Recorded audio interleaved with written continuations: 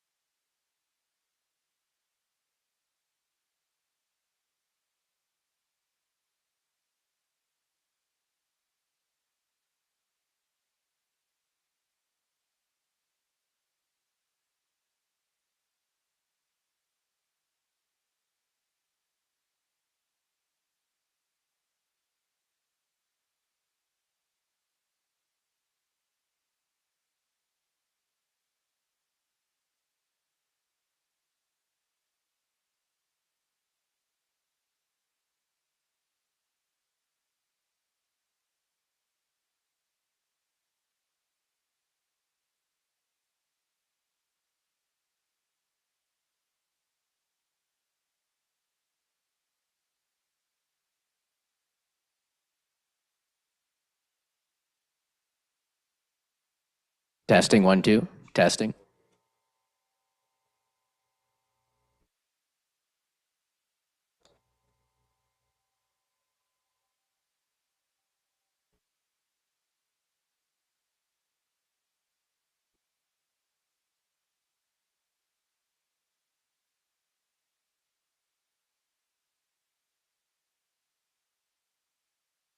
Testing 1 2. Test test.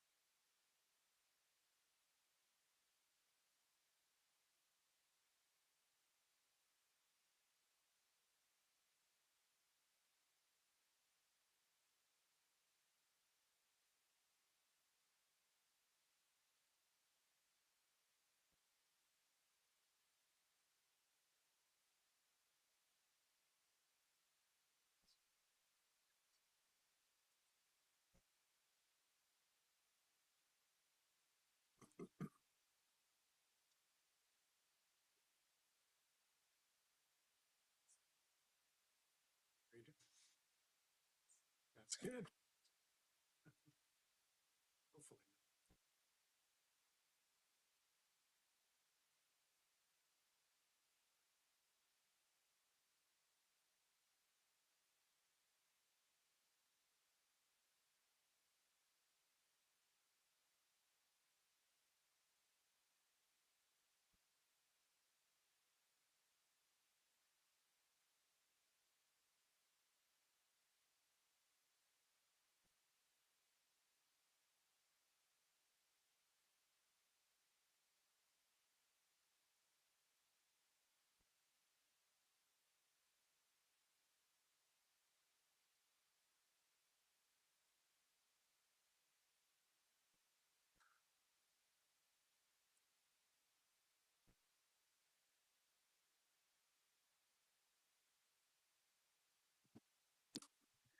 All right, we are live on Rogers TV, on Sioux Today, and on the city's YouTube page. We've got our Mayor for a Day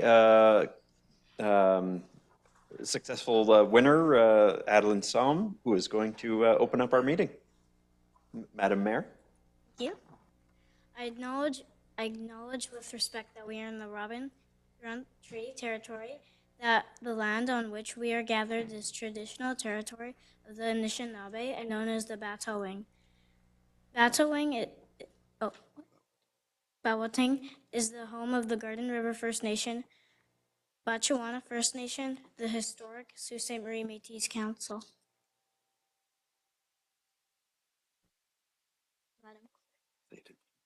Madam Clerk?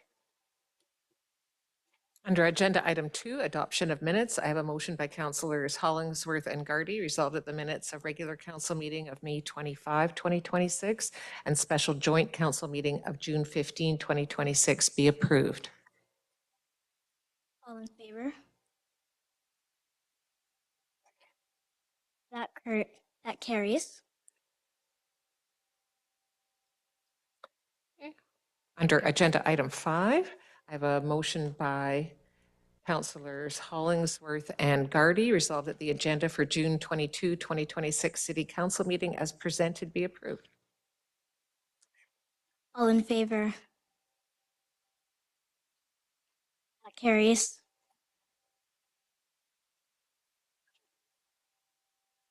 Under Agenda Item 6.1, Mayor for a Day, Adeline Somm. So Adeline Somm is here. She is our Mayor for a Day, and we are going to show the video, the successful video that she submitted to get her this position.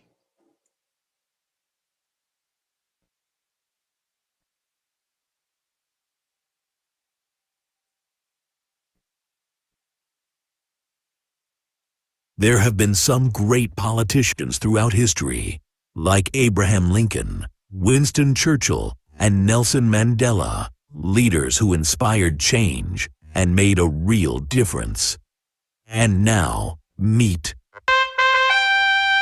Adeline Somm, the future mayor for a day for Sault Ste. Marie.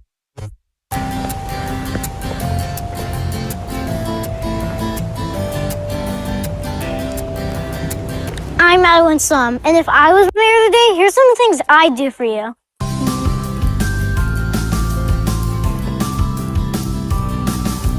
As mayor, I'd fix all of the playground equipment at all the playgrounds, even in the winter. And the summer. Can you believe I'm still working on this from the winter? I can't believe that. As mayor, I would fix all the potholes in the city. Have you seen the size of them? I'll keep fixing all these potholes throughout the spring and the summer. One time when I was fixing one, I found an entire car down there.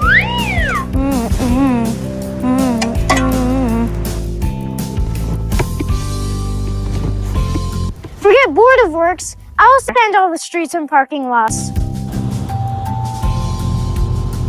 They say Sault Ste. Marie is Algoma's friendliest city, but if I were mayor and you came to town, I'd give you a free friendship bracelet every time you did. And in downtown, I would install compliment booths that would say nice things to you.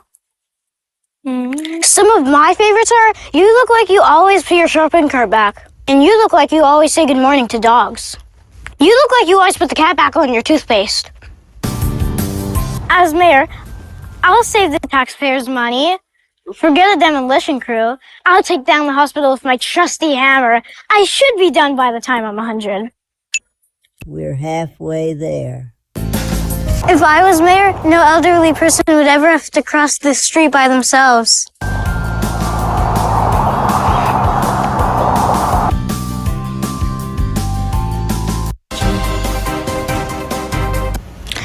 Today's forecast is, as mayor, if it ever goes over 25 degrees, everybody gets a free ice cream.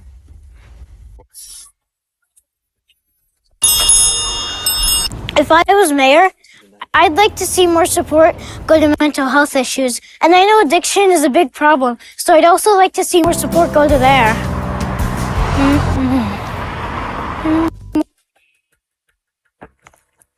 If I were mayor for a day, this driverless car would be my official mayor-mobile. That way I could spend less time driving and more time working for the people. Plus, since this car is driving itself, I finally have someone else to blame for my route decisions. Now that you've seen all the things I do for you as mayor, that's why you should choose me. And you know, politicians, they never exaggerate. See you soon.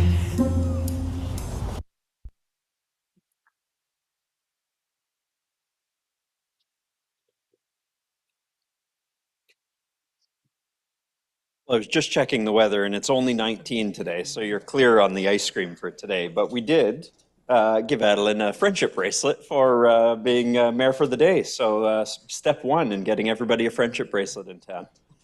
Madam Mayor, anything to add? I love to be here today, and I thank you all for coming to this meeting. Wonderful. And There you go. You can hit the gavel. And we had a number of submissions who received honorable mentions. And so we've got Elliot Odell and Ken's Marshall, and we're going to present them with a token of our appreciation. So we'll start with Elliot.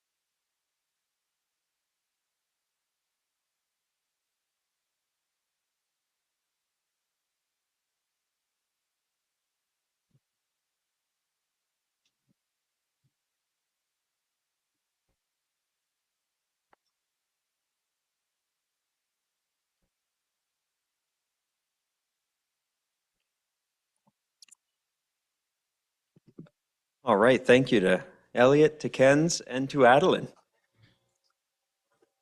Now back to our regularly scheduled programming. We've got declarations of pecuniary interest.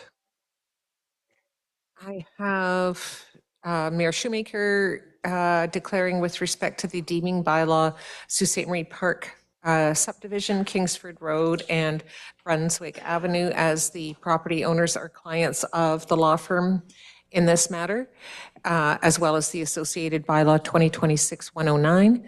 And Councillor Vezo-Allen has declared with respect to the Tourism Development Fund applications for April, May 2026, as a family member is employed by the Canadian Bush Plain Heritage Centre. Anybody else? Okay, seeing none. We've got consent agenda. Councilors with items on consent. Councilor Venezuelan. I just have a comment on 7.11, the Arts and Culture Assistant Grants. Go ahead. I just want to say it's really diverse, and it's really wonderful to see, not just from different cultural groups, but also a lot from the queer community. There's a really great mix, and it was really great to see that people are accessing the fund and that we have a really diverse group in this intake. And I just want to thank staff for bringing this forward. Thank you, Councilor Venezuelan. Anyone else on 7.11?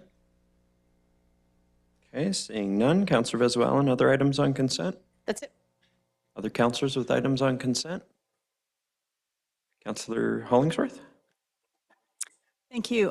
Through you, Mayor, the item is 7.12, 2026 ditching program. Yeah, go ahead. Through you, Mayor, to Mr. Dan Perry, the author. Thank you for this report. And just for the viewers at home, I know that a number of us around the table always receive questions about ditching and so forth. So for the viewers at home, can you just basically, at a very high level, explain what the ditching program is? And in your report, it states that priority is dependent on sometimes, comments from counselors, sometimes comments from staff and constituents. Is there a particular deadline if a constituent is concerned about ditching? Is there a particular deadline they need to send an email? If you can just touch on those points. Thank you. Through you, Mr. Mayor, to Councillor Hollingsworth. Basically, the ditching program is just there to reestablish the drainage for the roadside ditches throughout the community. Our budget allows us to do a relatively small portion of ditches across the community, but we do focus on the highest priority ditches. As for when residents can bring these concerns forward, we take calls year-round, but our supervisory staff typically look and assess the need for the ditching program in the spring. Okay, so approximately, can you give us just an approximate idea? Like, is it usually the priorities are determined by the fall, just approximately? Through you, Mr. Mayor, to Councillor Hollingsworth, if there is a drainage issue that's high priority, they will fit it into the program, depending on how severe it is. But yeah, by the fall or early spring, before the council report's drafted, that's typically when the program's set.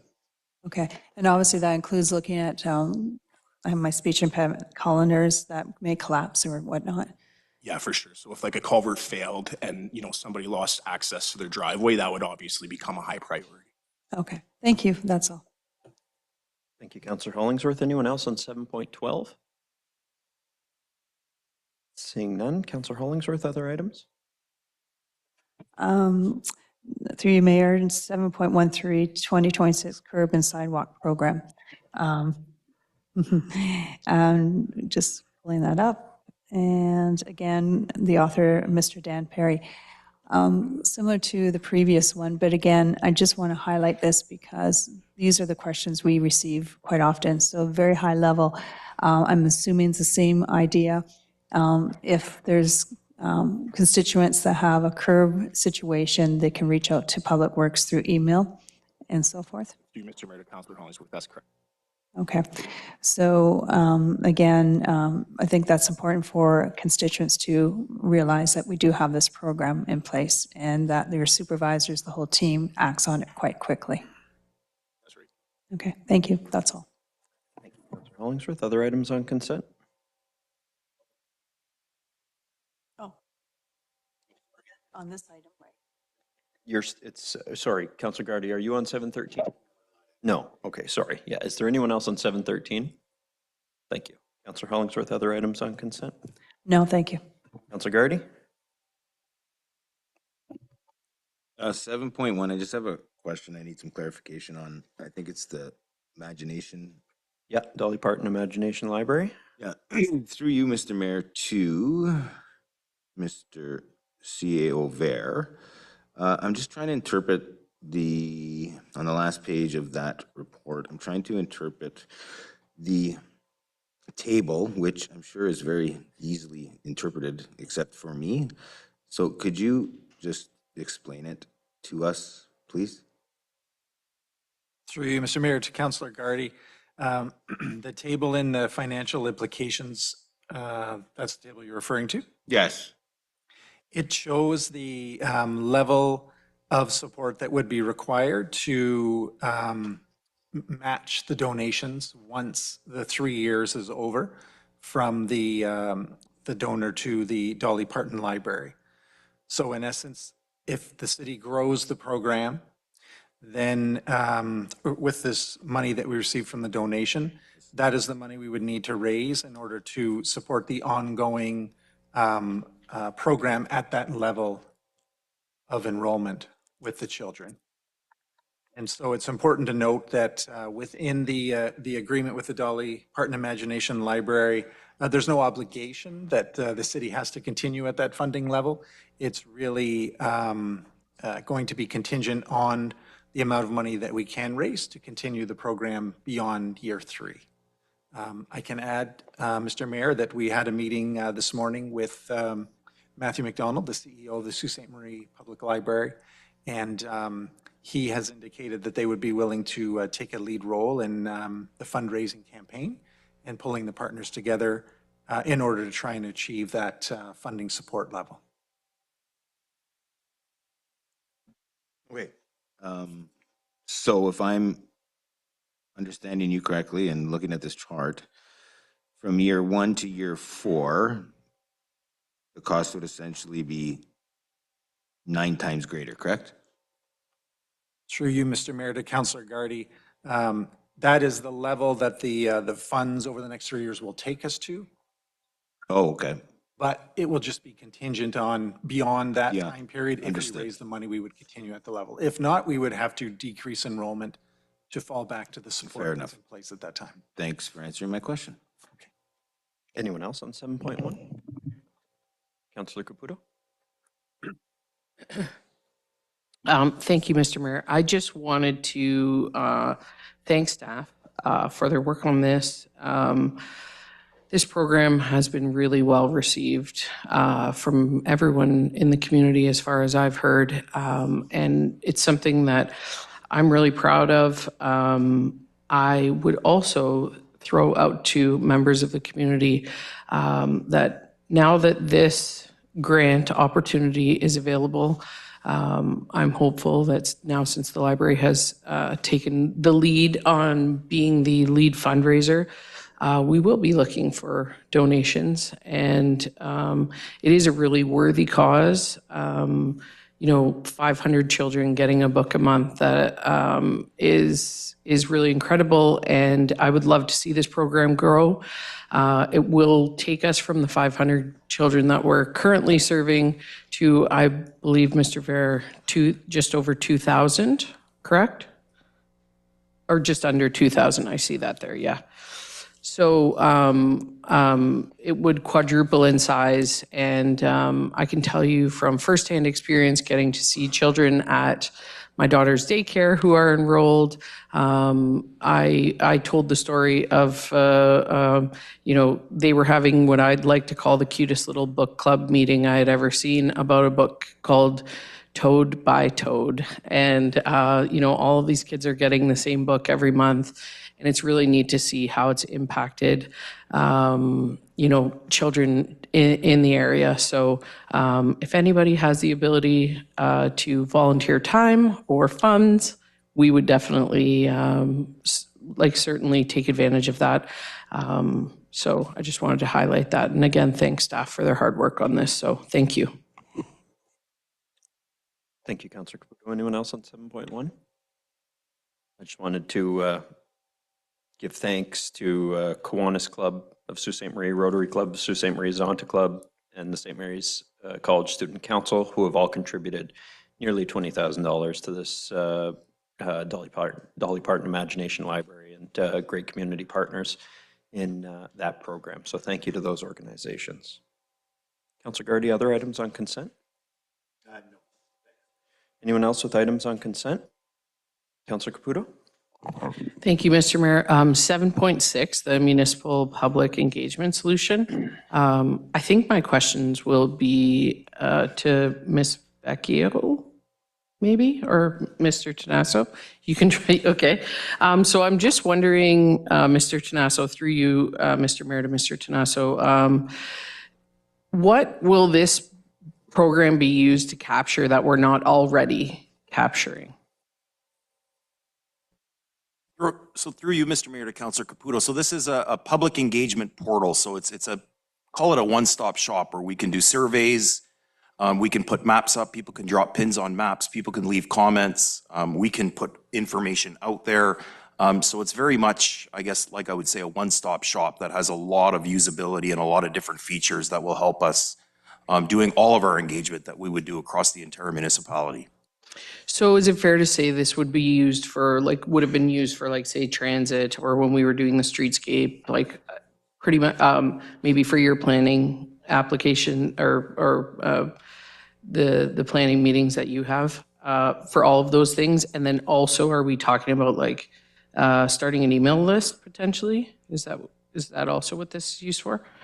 Through you, Mr. Mayor, to Councillor Caputo, it has all of those features, and we would expect, we're hoping that everybody, all the different departments take full advantage of it. Awesome.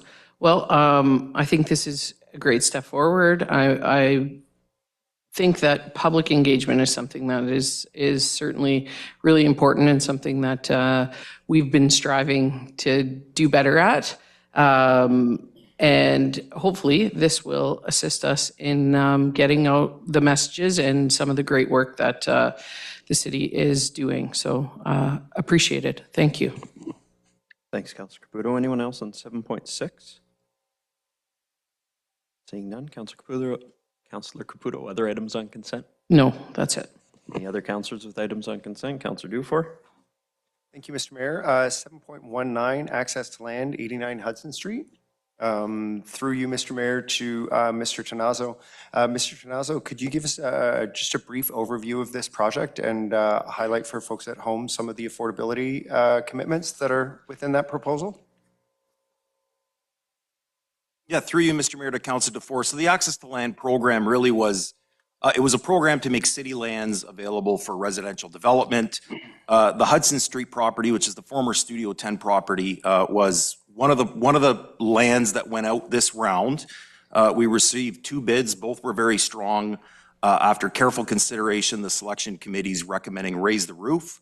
As a successful proponent, they're proposing an 80-unit apartment building. 40 of the units would be affordable, deeply affordable, and affordable over at least a 40-year commitment.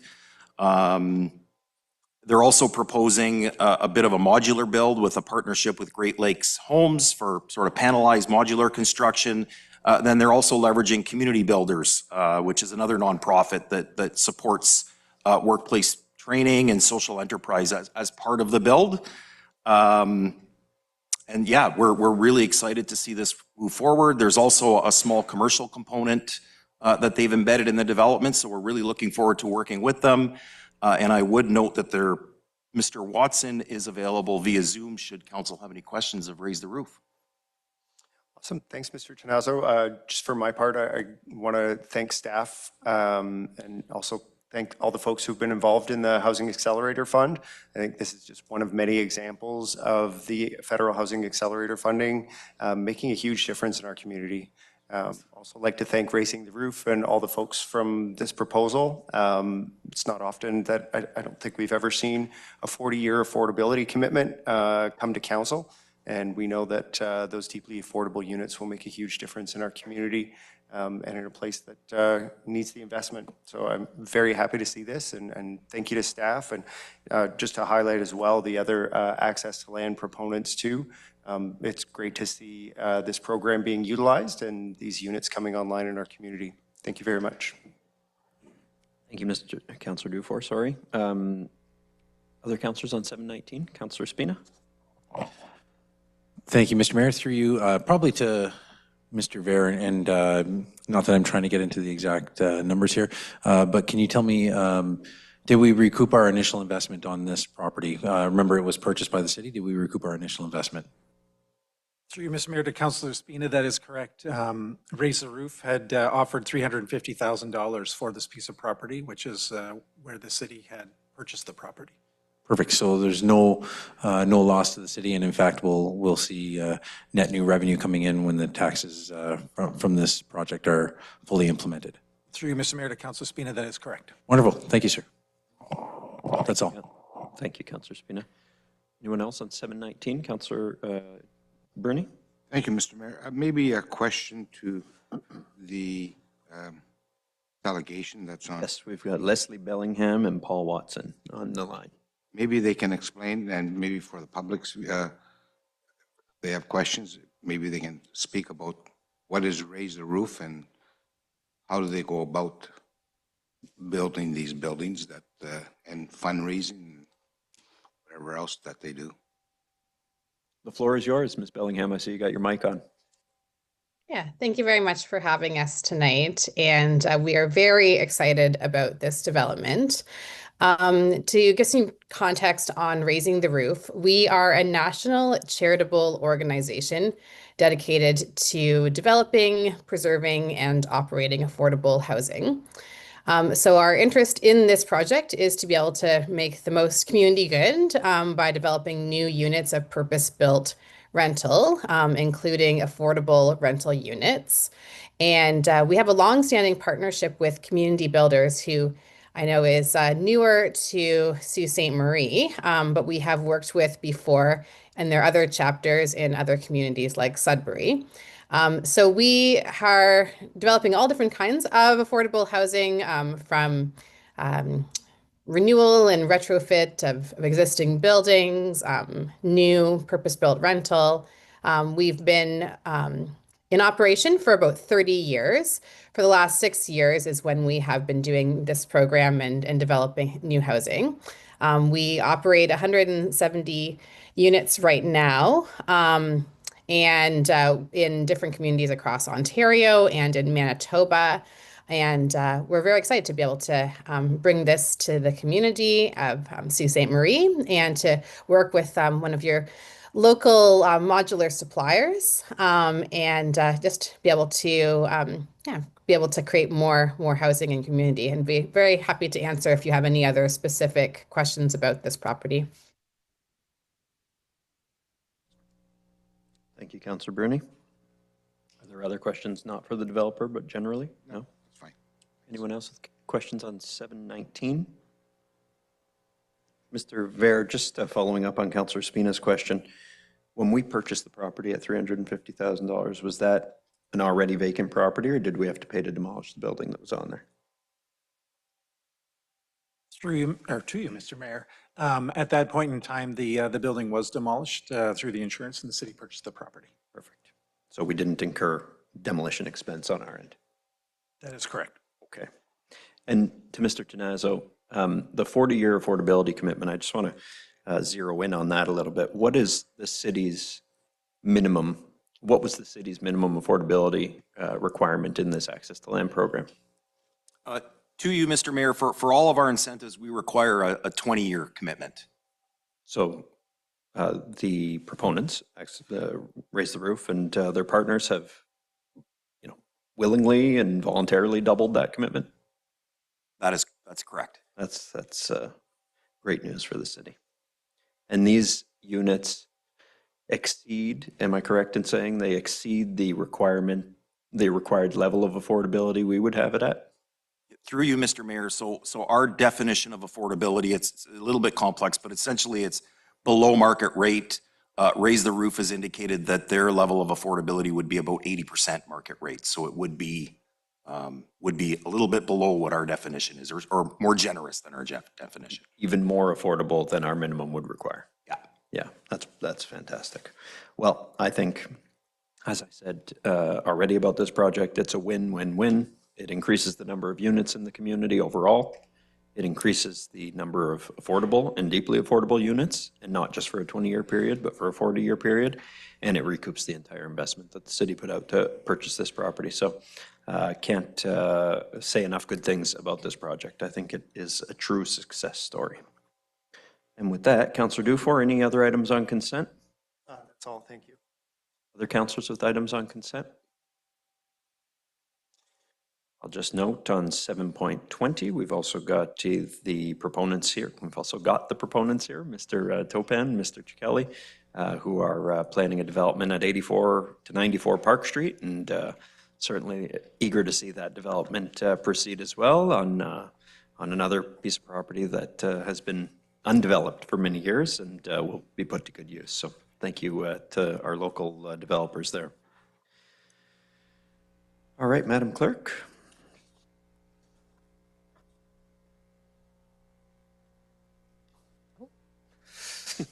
Screen's jumping around on you there. Okay, I have a motion by Councillor Spina and Gardy, resolved that all the items listed under date June 22, 2026, agenda item 7, consent agenda save and accept, agenda items 7.9 and 7.23 be approved as recommended. All in favor? That carries. Agenda item 7.9 is accepted on account of Councillor Vezo-Allen's conflict. I have a motion by Councillor Spina and Gardy, resolved that the report of the Director of Tourism and Community Development dated June 22, 2026 be received, and that the recommendation of the Tourism Sault Ste. Marie Board of Directors to allocate $361,500 as detailed below be approved. Warhammer Battle at the Bridge, $40K, $2,000. Sault Ste. Marie Kennel Club Dog Show, $4,000. Sault Cycling Club XCM National Championships, $30,000. 38th Annual IBEW Baseball Tournament, $12,000. Copa Giovanni Soccer Tournament, $8,500. Align Yoga Festival, $5,000. And Canadian Bush Plain Heritage Centre, $300,000. Council, any questions on this accepted consent agenda matter? Seeing none, we can have vote on that. All in favor? That carries.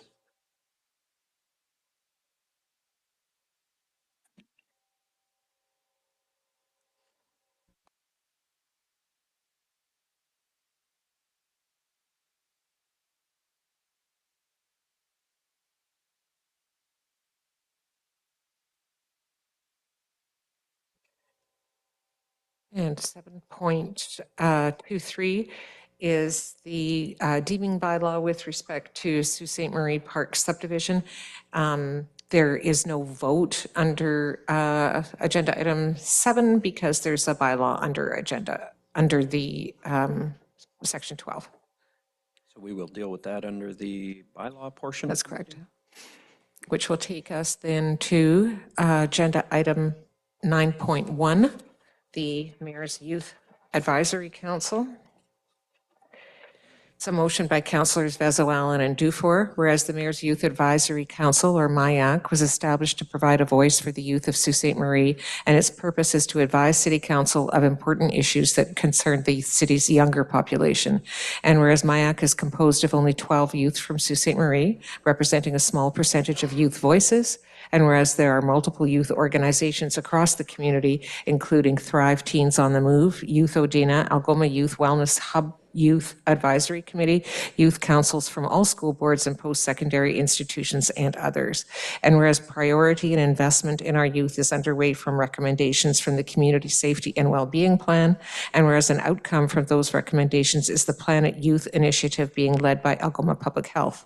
And whereas there is no mechanism or method for all the various stakeholder groups to have a shared voice, now therefore be it resolved that the Mayor's Youth Advisory Council and appropriate city staff be tasked with planning and hosting a youth conference within the city of Sault Ste. Marie and incorporate all local youth groups to come together and report on the real issues for our young people in Sault Ste. Marie.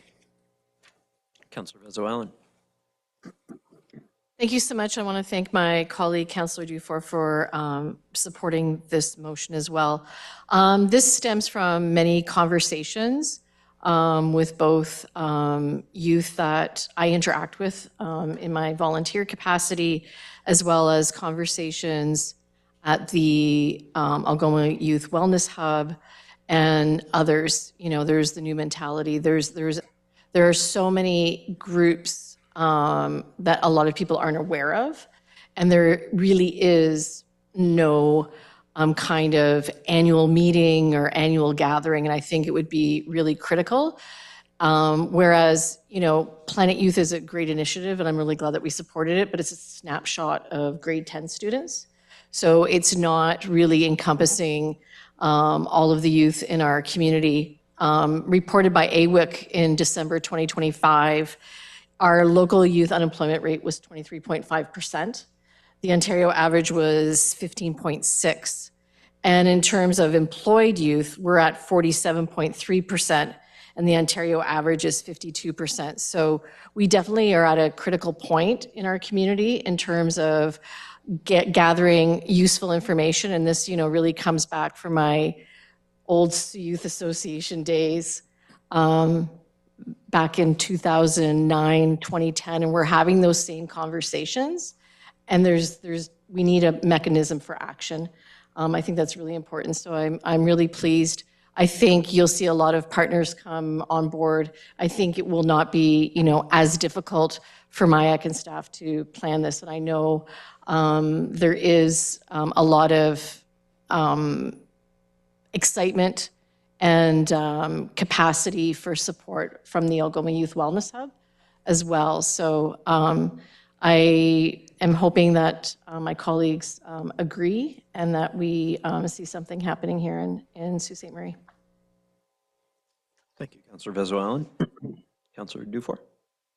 Nothing further to add. Thank you. Councillor Caputo.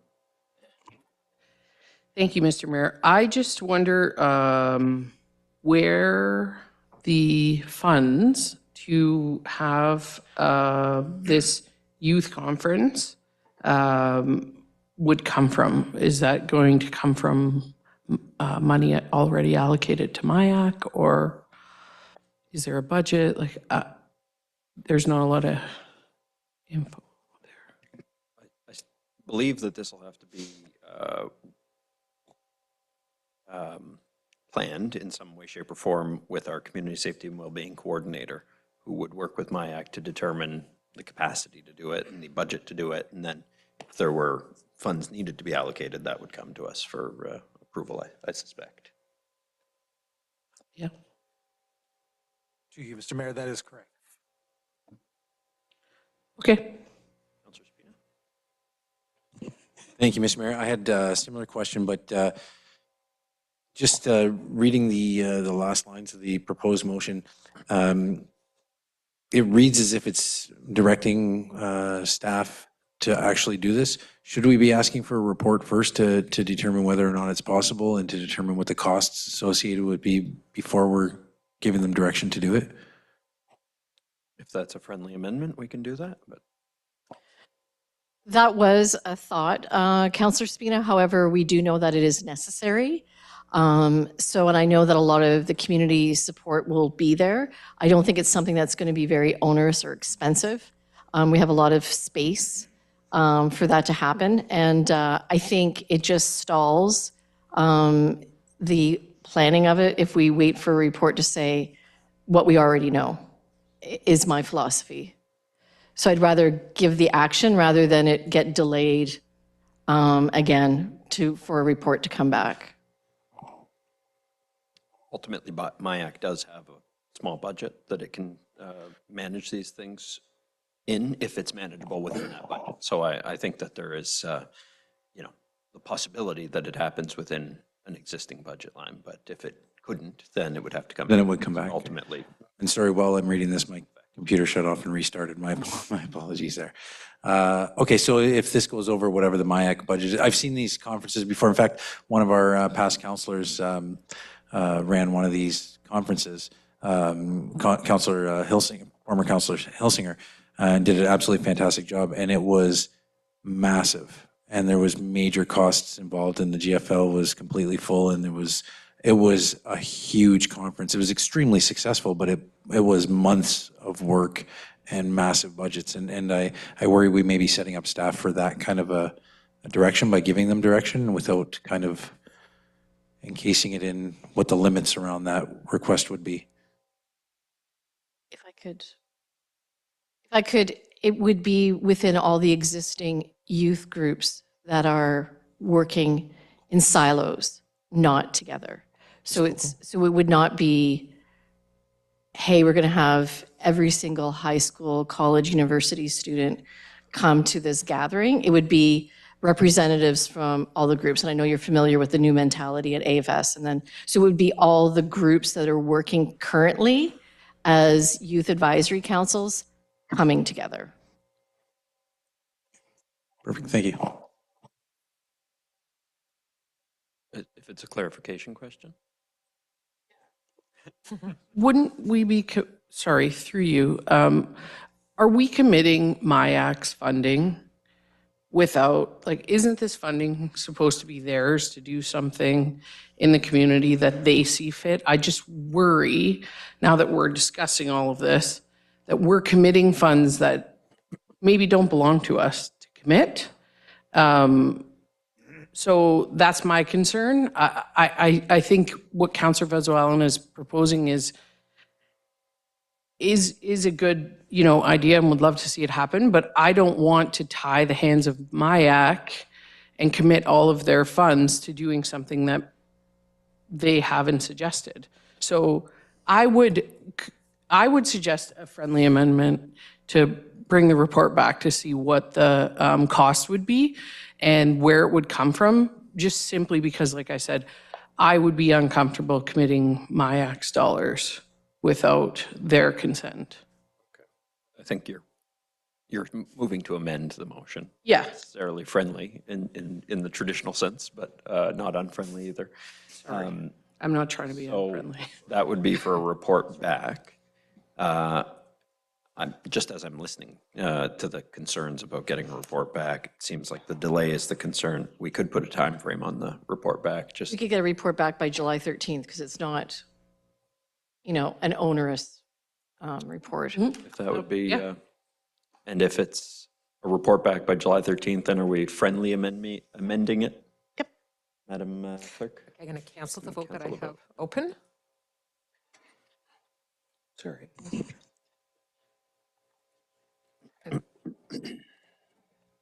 Councillor Dufour, are you agreeable to that amendment? I am. Yep. Well, you do want to do it as a friendly, not as a, okay. That's easier.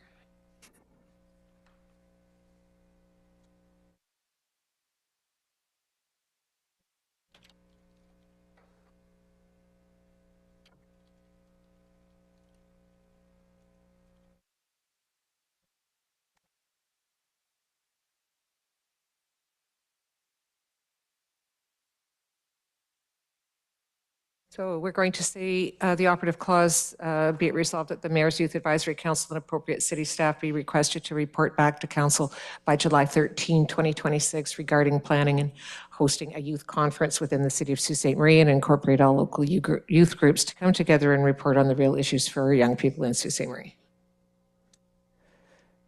Councillor Dufour, you're agreeable to that amended wording?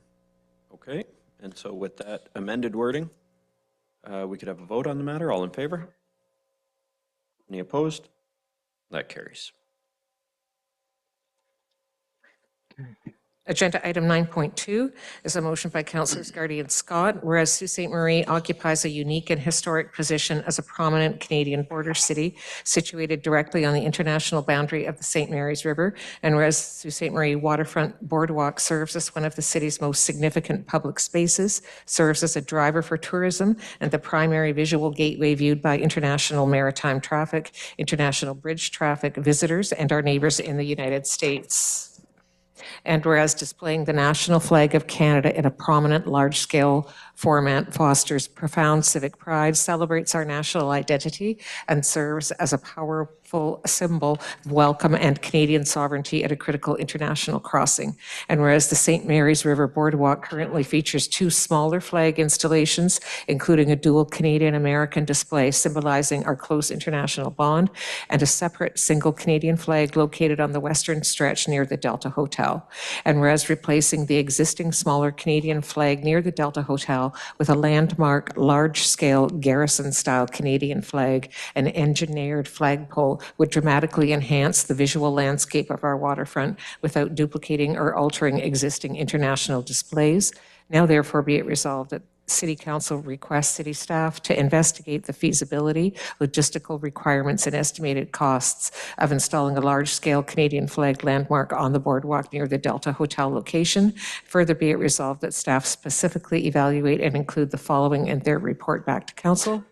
Engineering and geotechnical requirements, the structural and footing specifications required for a high wind waterfront installation, evaluating an appropriate landmark height range such as 60 to 100 feet, flag protocol and lighting, a costing for potential dedicated LED or solar powered uplighting to enhance visibility at night, and financial framework, capital costs for installation, ongoing life cycle maintenance, including regular flag replacement due to waterfront weathering, and potential opportunities for corporate sponsorships or federal provincial heritage grants to offset the municipal taxpayer impact.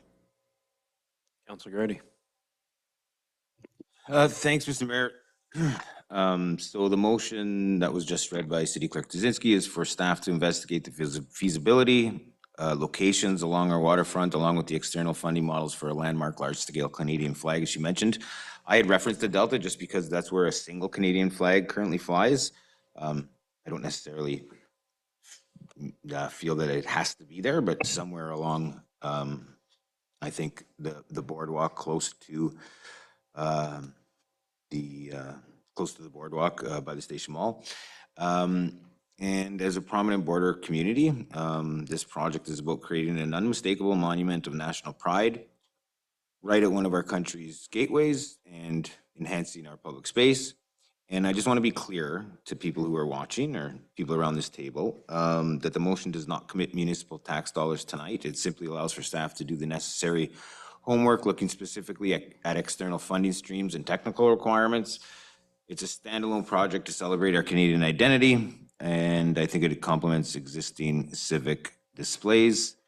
And I would be remiss if I didn't mention, at a time where we should be expressing our sovereignty, it would be a very nice indication, a substantial one, of that sovereignty.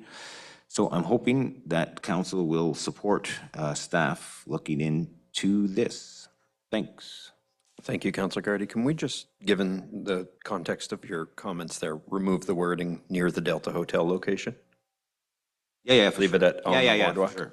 Yeah, sorry, I didn't make that revision in the. Councilor Scott, is that an agreeable, friendly amendment? And Councilor Scott, did you have additional comments beyond Councilor Gardy's? Okay, seeing none, we can vote on the matter. All in favor? That carries. Thank you, Council. Under agenda item 9.3, I have a motion by councillors Dufour and Gardy, whereas there are projects being proposed across the municipality that would, if approved, spur significant economic development and reshape the local economy. And whereas the projects being proposed range in the investment required from tens of millions of dollars to multiple $1 billion.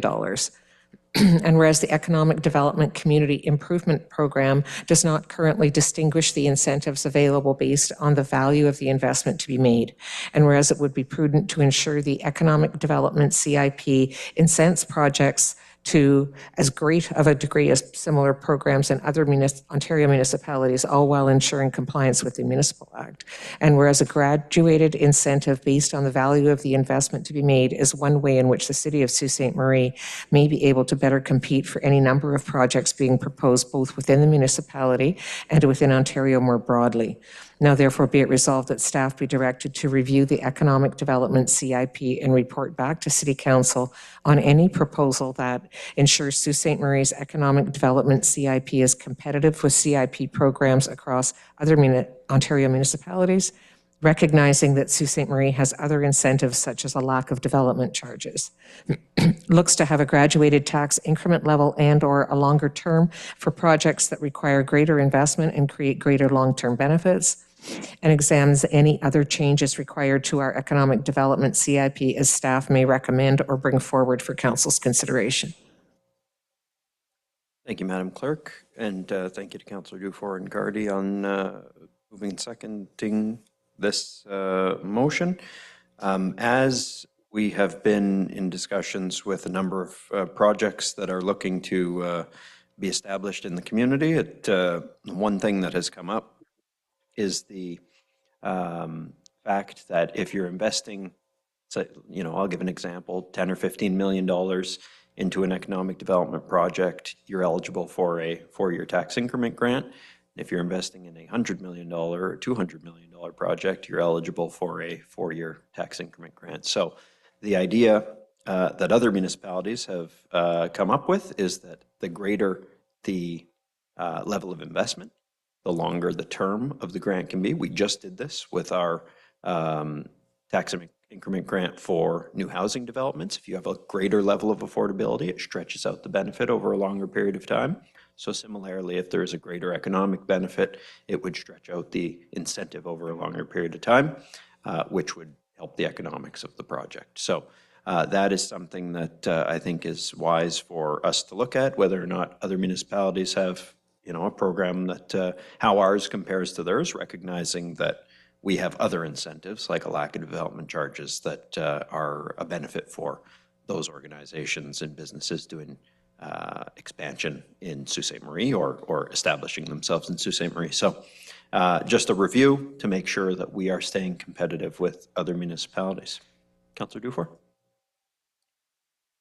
Thanks for that, and for the motion, Mr. Mayor. I just wanted to highlight that when it comes to our long-term tax competitiveness, ensuring that residential ratepayers don't pay the greater burden of the inflationary increase, it's really important that we have a competitive economic incentive program, because we've seen, over the last probably 10 to 15 years, a number of situations where, due to reassessments, things of that nature, the city hasn't fully realized the benefit of all of the residential growth that we've been experiencing. And I think that creating a structural program like this is going to help us to build a healthier tax base for tomorrow and attract some of those companies that are going to be providing those jobs. So very happy to support this. Thank you. Thank you, Councillor Dufour. Councillor Gardy? No, I was just happy to support it, and I'm hopeful that it'll get the support it deserves. Thanks. Thank you. Council? Seeing no other questions on this, we can have a vote on the matter. All in favor? That carries.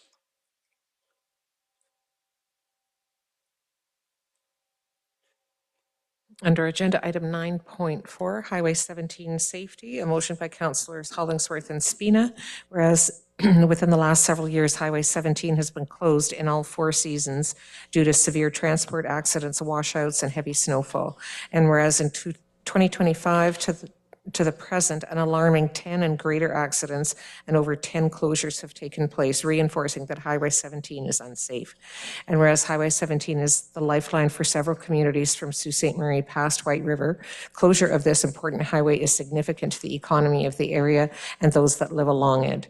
And whereas with the port of Sault Ste. Marie hopefully being built, which will rely on Highway 17, an engineering review needs to be conducted immediately, followed by significant upgrades to ensure that all those that rely on the highway are safe. Now, therefore, be it resolved that the City of Sault Ste. Marie, along with key communities in conjunction with Algoma District Municipalities Association, form a campaign to lobby for improvements to this corridor. The campaign should include a delegation of Algoma mayors to sit directly with local MPs, MPPs, and the Ministry of Transportation to create a plan to improve Highway 17 within an appropriate timeframe. Thank you, Madam Clerk. Councillor Hollingsworth.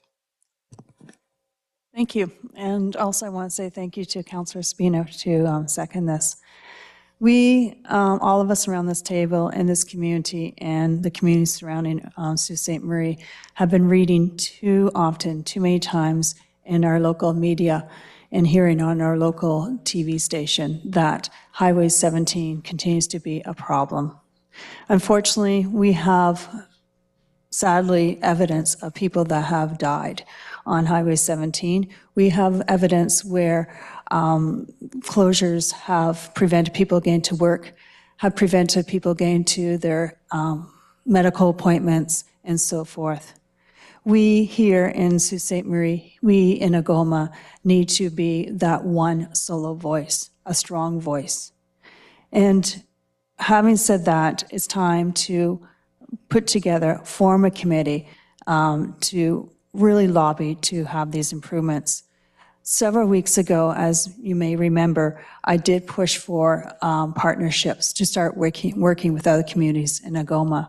This is another example where we can start embracing surrounding communities and form a partnership to have one strong voice. I want to give another example. Minister of Health, Sylvia Jones, has said to us about 2 years ago, the government will listen if you form partnerships. The government will listen if you come to the table, not just one or two people, but a team of people showing commitment, showing a team from your own Agoma. There's a better chance that they will listen and they will act and help to improve. We have been talking about the Port of Agoma or Port of Sault Ste. Marie for some time, and a lot of hard work has been taking place thanks to our mayor and others. And we do want to make sure that this will be successful, but we still need a good highway. If hypothetically we are successful with the port, we still need a highway to transport materials, minerals, and so forth. But right now, we have to realize that our community is the hub, and the surrounding communities are the spokes. We must realize that people that live in Sault Ste. Marie and the surrounding Sault Ste. Marie use Sault Ste. Marie, come to Sault Ste. Marie. People work in our community. People work outside our community. We have to make sure that we have a safe transportation network for those that live here and live outside Sault Ste. Marie and basically depend on our community. So I ask council, please support this. You're supporting it for your family, your friends, because we do have family friends that live outside our city that we need to make sure we're their voice. Thank you. Thank you, Councillor Hollingsworth. Councillor Spina, nothing to add? Other councillors? Councillor Caputo? Thank you, Mr. Mayor. Thank you, Councillor Hollingsworth, for bringing this forward. I recently traveled to Thunder Bay, took the highway all the way down. I drove there, and I couldn't believe how much further their highways were advanced to ours, and it does feel like we are being forgotten here. I did see a massive investment from the province going into their highways, so I know that this is possible.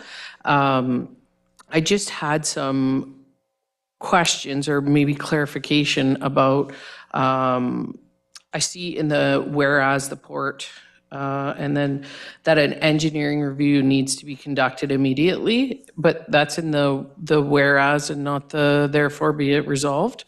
I just wondered how we get there. Is this resolution enough to get us to that engineering review, or should it be tailored more specifically to include the engineering review if that's what needs to be done? I just wonder what the best way moving forward is to get us moving. No offense to you, Councillor Hollingsworth, and what you've written here, but I just wonder if forming a committee is the best way, or if this should be amended. I wondered if maybe CAO Ver could weigh in if we were trying to make improvements to Highway 17. What is the best avenue, in your opinion, first steps to make that happen? Through you, Mr. Mayor, to Councillor Caputo, I think we are not aware currently of all the work that the province has done in terms of their engineering reviews of Highway 17. So the resolution as it stands here would open up that dialogue. Okay. And then from there, we can gain that information. Okay, great. Then I'm totally in support of that. And I hope that within our terms here of council, perhaps we get to see improvements to this highway. It is very necessary, and it is something very near and dear to my family's heart. My cousin Mark was tragically killed on Highway 17 just before North Bay. And that was nearly 20 years ago, and no improvement has been made since then.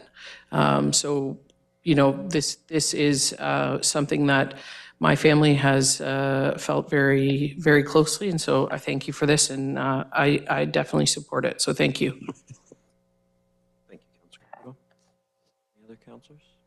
Okay, seeing none, vote on that. All in favor? That carries.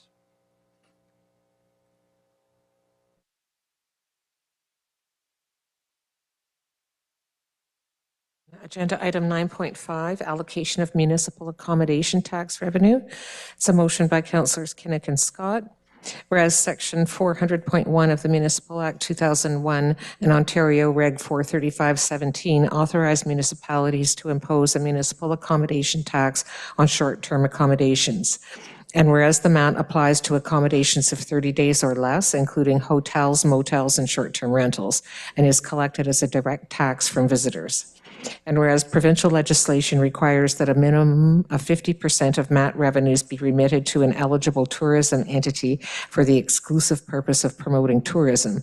And whereas the remaining 50% of MAT revenues retained by the municipality may be allocated at the discretion of council and has been used by other municipalities to support infrastructure, healthcare recruitment, and community improvements. And whereas investments in physician recruitment, accessible infrastructure, and parks and public spaces contribute to both resident well-being and the overall attractiveness of the municipality to visitors and investors. Now therefore be it resolved that staff be requested to report back to council on the impact of allocating 50% of the municipal portion of municipal accommodation tax revenues after the required transfer to the eligible tourism entity, and the other 50% allocated towards priority community investments such as physician recruitment and retention initiatives, accessibility upgrades to municipal roads and sidewalks and infrastructure, park equipment upgrades, and hub trail maintenance as recommended by a council-led committee. Councillor Kinnick. Thank you, Mr. Mayor. This resolution asks staff to examine the impact of dedicating a portion of the municipal share of the MAT towards strategic community investments. Specifically, it identifies areas such as physician recruitment and retention, accessibility improvements to roads, sidewalks, and municipal infrastructure, park enhancements, and hub trail maintenance. These are not competing priorities to tourism, they are complementary. Visitors are attracted to communities that are vibrant, accessible, welcoming, and well-maintained. Investment that improves quality of life for residents also improves the experience for visitors and supports economic development. At this meeting, we heard that there was roughly $1 million uncommitted collected from the MAT revenues. I believe this resolution strikes a balance between supporting tourism promotion and addressing community priorities that contribute to long-term success and attractiveness of our municipality without increasing the levy on the residents. Thank you. Thank you, Councillor Kinnick. Councillor Scott. Councillor Kinnick summed it up. Thank you. Any questions? Councillor Caputo. Thank you, Mr. Mayor. I'm just a little unclear, if I could direct a question to Councillor Kinnick, perhaps. The motion states that you want to see 50% go to tourism and 50% be allocated to council discretion, correct? Is that what you're asking in the motion? So what we're asking for is a report back from staff to see how we can reallocate what's currently being allocated. And with what we're hoping to, if this passes, is that council will identify priorities of the city, such as physician recruitment. They're all such as, not must go to. So we can prioritize, and in the future, if it changes, we can change where it's going and how it's allocated to those priorities to balance out, like I said, investments in our community. My question is just, I guess, to Mr. Ver, isn't it already provincially mandated that 50% of the MAT goes to tourism and 50% be given to the municipality to do with what they see fit? Through you, Mr. Mayor, to Councillor Caputo. Yes, when the legislation was first enacted, if you had an existing destination marketing fund, then there was percentages that governed, where the new municipal accommodation tax would go. And that's where the initial allocation came up in consultation with the previous DMF partners as the city established its MAT program. So I guess my question, though, is this necessary? Like, I like the idea Councillor Kinnick has here about having a council-led committee to discuss where the funds are going to go, but isn't it already provincially mandated that they get 50%, they being the tourism entity, and 50% is already allocated to council to be able to decide? Is that not already? Through you, Mr. Mayor, to Councillor Caputo, essentially that is correct. And then we have chosen to set up our program. We have the Tourism Development Fund, and then we have set aside, for lack of better words, the funds that the city has discretion over for. And I think this is important. Our discussions with the tourism partners have always been for tourism promotion and product development. So this motion would allow us essentially to strike a new committee to decide where the funds are going, right? Well, it's for somebody. I think that's kind of the ultimate. Okay. Okay. Cool. I think that portion is well needed. I also wondered, since we're talking about this, and you can tell me if my question can be answered today or not, the funds that are put away, the million in reserves, near $1 million,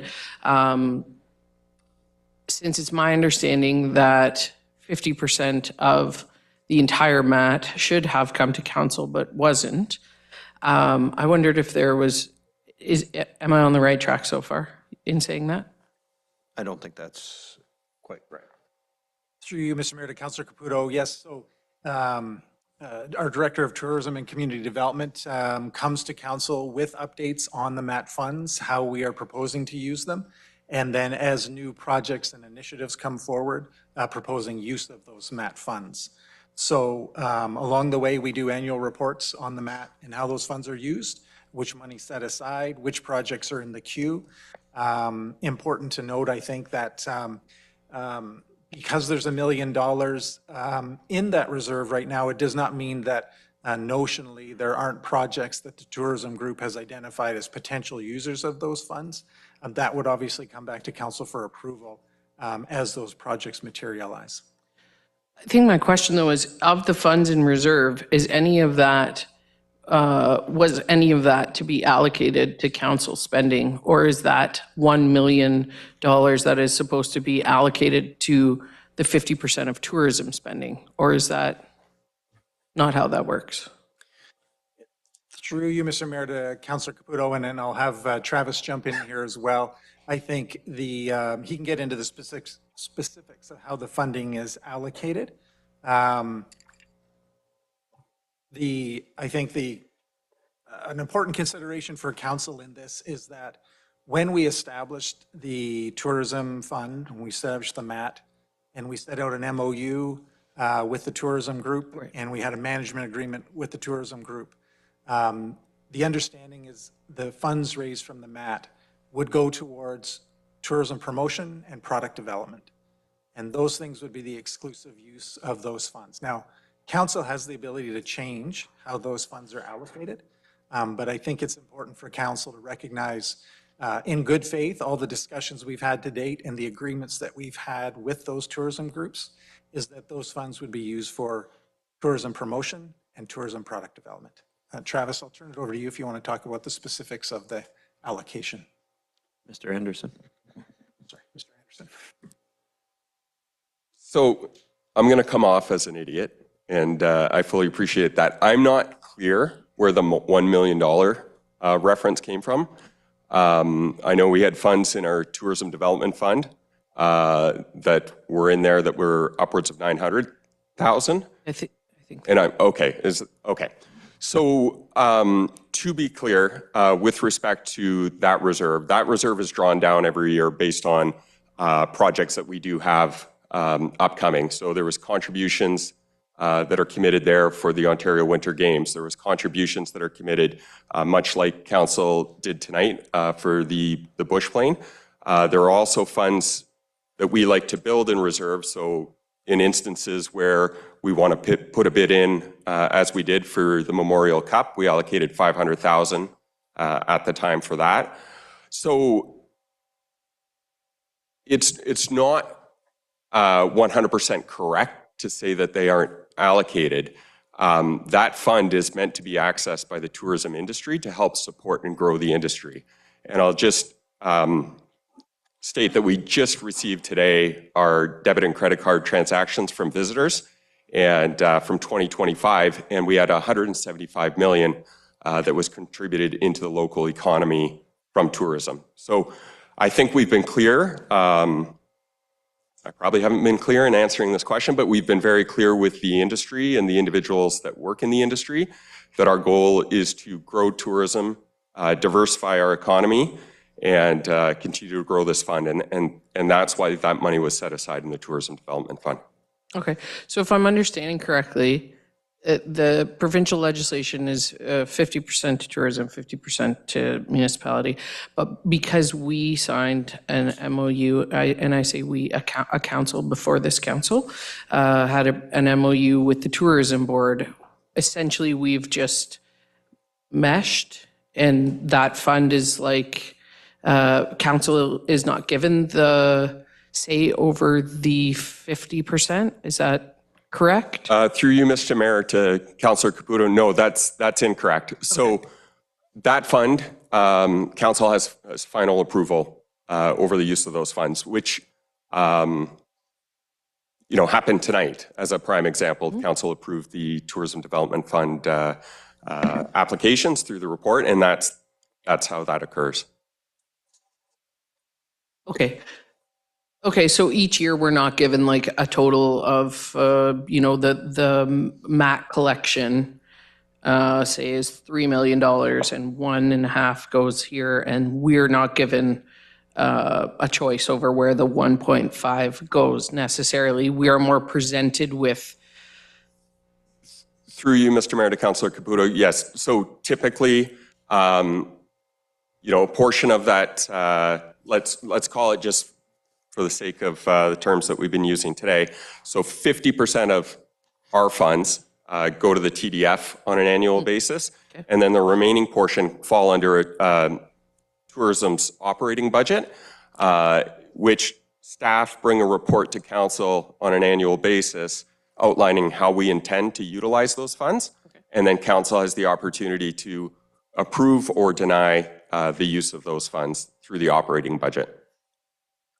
Okay, so just for one more clarification, the report back would let us know what the council-led committee would have access to information-wise about like the amounts of funding and where that funding goes, correct?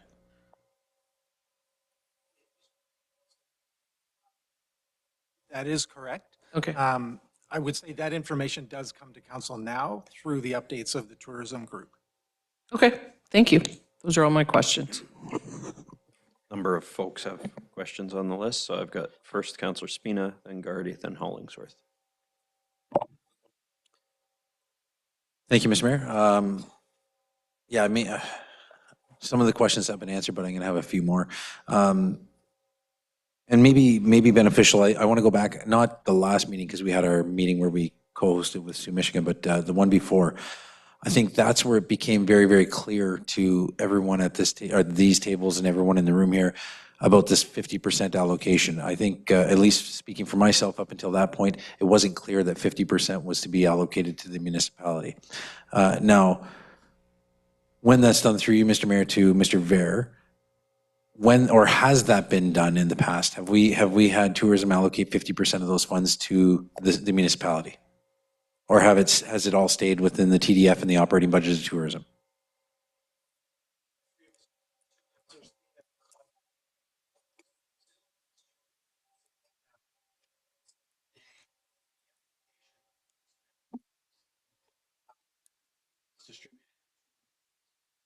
And city share, and it's that time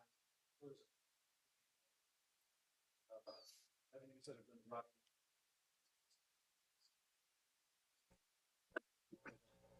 Right, so there's not a portion that's been coming back to the municipality, so to speak. It's been staying, and I get it, tourism is part of the municipality, but there's not a portion that's being kind of carved off, coming back to the municipality for use as council deems fit, and a portion staying with tourism. It's all staying with tourism, and tourism is giving us a report on how they intend to spend it. Through you, Mr. Councilor Smith, no, it is actually separated. So there's a portion that goes to the tourism group as a nonprofit, and there's a portion that stays with the city, and then staff brings the recommendations on how to allocate that city share of those tourism funds. Okay, and how is that done? That city share, how is that done? Through you, Mr. Mayor, to Councilor Spina, that comes through the reports from the Director of Tourism and the different initiatives that our staff are recommending. And Mr. Anderson has another comment to add to that. Thanks, Mr. Bear. Through you, Mr. Mayor, to Councilor Spina, the city share that has not gone to the Tourism Development Fund has been spent almost exclusively on city infrastructure, whether that's wayfinding, whether that's park upgrades, whether that's the installation of kayak docks, hub trail extensions. So the city share has what I would term we're utilizing in a way that's visitor friendly, community first. So our perspective is to invest in assets that can be used for tourism, but are very much focused on the benefit of the community. And that's the tourism operating budget. Okay, right, but that's still going through the tourism lens, not going through council the way it's intended to be used. It's going through us as a report, but it appears tourism is deciding how to present that to us, and we are not being given an opportunity to say, no, like my colleague says, we want to spend it on physician recruitment or road resurfacing. Is that true? Through Mr. Mayor, to Councilor Spina, that the recommendation on how those funds are spent do come to council, and council approves. And if council would like to spend those on other initiatives, that is something that's at the prerogative of council to direct how that money is spent. The point I was trying to make earlier in my comments is those funds, council has the ability to direct how they're spent. Our agreements to date have always been that those funds will be spent on tourism promotion and tourism product development. Right, and can you give us some history on how that came about? Through you, Mr. Mayor, to Councilor Spina, that came about when the legislation for the municipal accommodation tax was first established. The city brought reports at that time to council to form a municipal accommodation tax and the level of that tax. B, reports were brought back to council that then allocated how those funds would be spent. And then there were subsequent reports that had MOUs with the tourism group and the establishment of Tourism Sault Ste. Marie as a nonprofit, a management agreement with that nonprofit. So there's been a series of agreements that have been established over time that relate to the municipal accommodation tax and how the city sets up those funds for use within the community.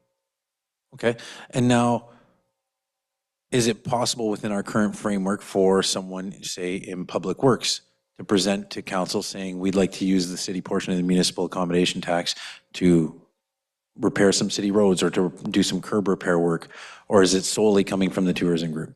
Yeah, through you, Mr. Mayor, to Councilor Spina, when staff create their capital projects list each year, the projects are vetted by finance and the different departments. The opportunity for the use of the municipal accommodation tax, like is this a tourism project, is always had with our Director of Tourism, and those projects that we think could fall under the umbrella of tourism product development are then considered for the MAT. And Mr. Anderson goes to the Tourism Board and also discusses these projects with them, and we bring those endorsements and those recommendations to council. Okay, and I think I've got most of my answers. Lastly, or close to last, I understand the agreement that's in place for tourism development type projects. Is that something that's required by legislation, or is that just the agreement that we've made with our groups, our local groups here? Through you, Mr. Mayor, to Councilor Spina, the original legislation and where this language came from talked about municipal accommodation taxes being used for tourism promotion and also tourism product development. So we reflected that language from the province in the agreements that we set up with the Tourism Sault Ste. Marie. And has that language changed, or has it remained consistent? True, Mr. Mayor, to Councilor Spina, it's remained consistent. Okay, so our requirement, as we understand it currently, is that any dollar spent, even this 50-50 divide or allocation, must be spent on tourism development or tourism-friendly projects. True, Mr. Mayor, to Councilor Spina, that's correct. And are there other municipalities following that, or are they using those dollars to do physician recruitment like my colleague says, or other things like my colleague mentions? Through you, Mr. Mayor, to Councillor Spina, yes. So as we've learned in looking at this further since the resolution, different municipalities are using the money in different ways. They choose how they allocate that funds. I think an important point for council consideration is that our discussions and our agreements have always aligned with the provincial direction that money from the MAT fund be used for tourism promotion or tourism product development. Okay, and I understand my colleague's asking for a report to come back. More than likely, I mean, I don't want to speak for other colleagues, but I'm going to certainly support it. When that report comes back, if it's passed here tonight, is it possible to include some kind of a report to council that indicates here's how much or here's how many dollars are in this fund for council to decide how to spend these dollars? Here are some recommendations that staff have made. However, it's up to council how to spend these dollars, and here's how much is there entirely. Because quite frankly, I don't think I've ever known how much is there that we would have an opportunity to spend. So if that could be included, if this passes tonight, I'd appreciate that. Thank you. Okay. Councillor Gardy. Thanks, Mr. Mayor. I got a few questions that are going to bounce around the room, so help me navigate. Through you, Mr. Mayor, to our Chief Financial Officer. Ballpark within a couple $1 million, if you can. What was the city's total budget last year? The total budget or Yeah. not budget? No, the total budget that this city spends to operate on an annual basis, ballpark over the course of the last couple of years. Please and thanks. Yes, we're over 200 million. Thank you. Okay. Through you, Mr. Mayor, to Mr. Anderson. Mr. Anderson, you present to us annually how much money that the MAT generates. Yes or no? Through you, Mr. Mayor, to Councillor Gardy, yes. This year, roughly, can you tell us how much money was generated by the MAT? Through you, Mr. Mayor, to Councillor Gardy, it was just roughly around 2 million. I don't have the specific number in my mind. And I believe, I can get you the full details, but I believe... That's fine. And it's give or take the last few years, with the exception of when COVID in the year or two after has probably been similar, 2 million, 1.6, 1.7? That's correct, yeah. Okay. Through you, Mr. Mayor, to our Chief Financial Officer, for lack of a better expert in mathematics, $2 million is 1% of $200 million? Correct. Okay, thanks. Through you, Mr. Ver, to Mr. Ver, our CAO, or to you yourself, Mr. Mayor, based upon your respective positions, is it not true that most, if not all, of the funds that we allocate or spend come to this body for approval? Through Mr. Mayor, to Councillor Gardy, that is correct. Thanks. Through you, Mr. Mayor, or through you, Mr. Mayor, to Ms. Stasinski, because I could not pull up the motion on the web version of eScribe, because that's what I was using today, because the other one wasn't working for me. Can you just refer to some of the priorities mentioned? And I note that Councillor Kinnick mentioned that it's not an exhaustive list, but could you give me some of the examples, please? Just from the operative Please. clause, the other 50% allocated towards priority community investments such as physician recruitment and retention initiatives, accessibility upgrades to municipal roads and sidewalks and infrastructure, park equipment upgrades, and hub trail maintenance as recommended by a council-led committee. Okay. Through you, Mr. Mayor, to Mr. Anderson. Mr. Anderson, am I understanding correctly that hypothetically, if the MAT brought in $2 million even, half of it goes one way and half of it goes the other way, as explained by Mr. Ver and you previously. Am I understanding that correctly? Yes. Okay. Through you, Mr. Mayor, to Mrs. Hamilton Beach or Mr. Perry. If council gave you direction to repave 500 meters of Gooley Avenue, how much would that cost? Ballpark. Resurfacing. Mr. Rumiel. Mr. Rumiel, I'm sorry, I forgot Carl was, Mr. Rumiel, go ahead, sorry, Mr. Rumiel. Half a kilometer. Resurfacing a 2-lane road would be, $500,000 to $1 million. Thanks. I recall during our previous budget deliberations that I believe we didn't approve some accessibility around Great Northern Road, some accessibility improvements, because I think they were north of $300,000. I have no idea who to direct this to for confirmation, but if somebody around the table has a sense of how much it was, 600,000. it was over 600,000. Council, Okay. let's just, So- let's just let staff and or whoever's directing Sorry, the question answer. I actually didn't direct that to No, anybody, but- so forgive me. I appreciate it. There's Yes, yes. lots of talking. That being said, what I would like council to consider is the information provided to you by Mr. Ver and Mr. Anderson as it relates to how we go about on an annual basis, one, knowing how much money is coming in, two, how we go about allocating it, three, how we approve that 50% that comes to us for approval, four, the benefits to our community as outlined by Mr. Anderson by way of his example of like Visa and or debit transactions. And whatever number I'm on now, D potentially, no, well, I don't know.